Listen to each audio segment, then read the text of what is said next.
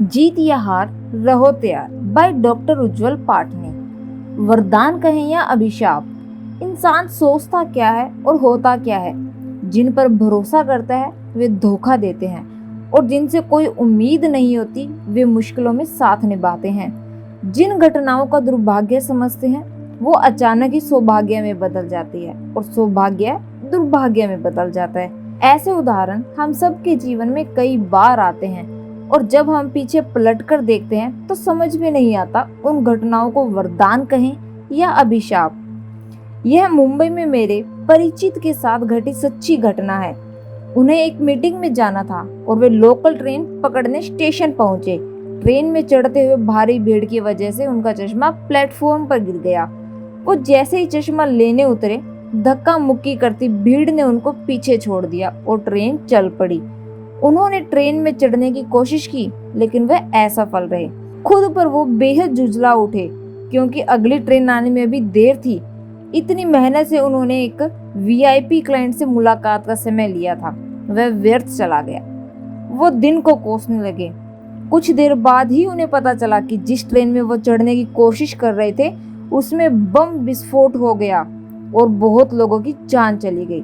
वो सुनते ही चुप हो गए और हैरान रह गए। कुछ देर पहले तक तो वो उत्तेजित होकर जुझला रहे थे और अब वो इतने सदमे में थे कि उनके मुंह से कोई शब्द ही नहीं निकल रहा था।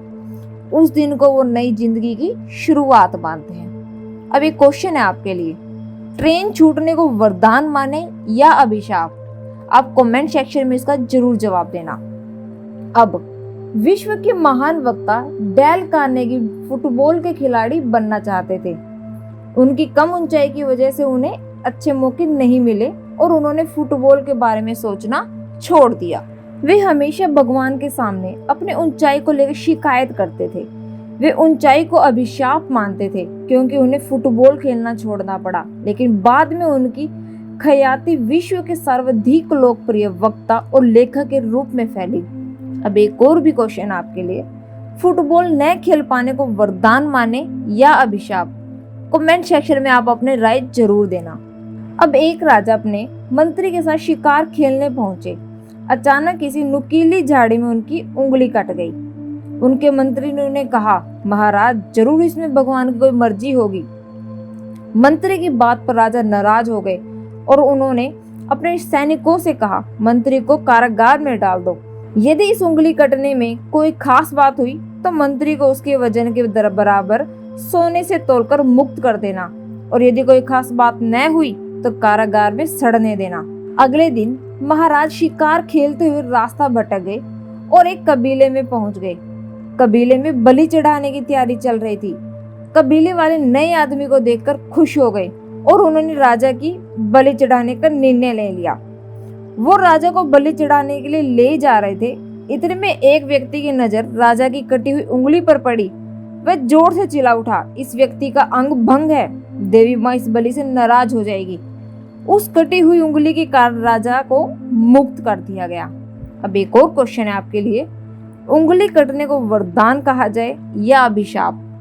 आप अपनी राय कमेंट सेक्शन में जरूर देना। अब मित्रों, कई बार जीवन में ऐसी घटनाएं घटती है जिनको लेकर हम जीवन भर रोते रहते हैं। ऐसा समझते हैं कि मानो सब कुछ खत्म हो गया। कभी लगता है कि ईश्वर हमारे साथ ही ऐसा क्यों करते हैं, आखिर क्यों बार बार बाधाएं आती है। एक पुरानी कहावत आपने सुनी होगी, जो होता है अच्छे के लिए होता है। इस कहावत पर यकीन करना शुरू कीजिए। पूरी मेहनत करने के बाद भी अच्छे परिणाम न मिले तो कारणों पर गंभीरता से विचार कीजिए और हल ढूंढिए, लेकिन अपने आप को खत्म मत मानिए, क्योंकि हो सकता है कि ऊपर वाला आपको कुछ बेहतर देना चाहता हो। आपके हाथ में सिर्फ एक सूत्र है, डट कर सही दिशा में काम करना। कर्म करते जाइए, फल सव्य ही चला आएगा। हर वो मुश्किल जो आपको परेशान कर रही है कल आपके लिए सफलता का नया द्वार खोल सकती है। क्या घटा, क्यों घटा, मेरे साथ ही क्यों घटा, ऐसा होता तो बेहतर था, वैसा होता तो ज्यादा अच्छा था, आखिर मैं ही क्यों, कोई और क्यों नहीं। क्या घटा, क्यों घटा, मेरे साथ ही क्यों घटा, ऐसा होता तो बेहतर था, वैसा होता तो ज्यादा अच्छा था, आखिर मैं ही क्यों, कोई और क्यों नहीं। इनकी जैसी तमाम लाइन भूल जाइए क्योंकि आज का अभिशाप कल एक वरदान हो सकता है और आज का वरदान कल एक अभिशाप हो सकता है। जब दाऊद इब्राहिम मुंबई में था तो उसके दूर दराज के रिश्तेदार भी अपने आप को दाऊद का करीबी बताकर सीना ठोकते थे। दाऊद का होना उनके लिए एक वरदान था, क्योंकि सारे मुंबई में दाऊद का खौफ था और एक खौफ की वजह से उनके कोई काम नहीं रुकते थे। मुंबई बम विस्फोट के बाद दाऊद की सारी संपत्ति पुलिस ने सील कर दी, सारे रिश्तेदारों को दबोचकर जेल में बंद कर दिया। दाऊद से रिश्तेदारी और परिचय होना उनके लिए अब एक अभिशाप हो चुका था। कहने का अर्थ है कि जीवन में जिन बातों को हम दुर्भाग्य मानते हैं वे भविष्य का सौभाग्य हो सकती है। इसीलिए उस ऊपर वाले की रजा में विश्वास कीजिए, अपना 100% झोंक दीजिए, जो भी काम कर रहे हो पूरे मन से कीजिए।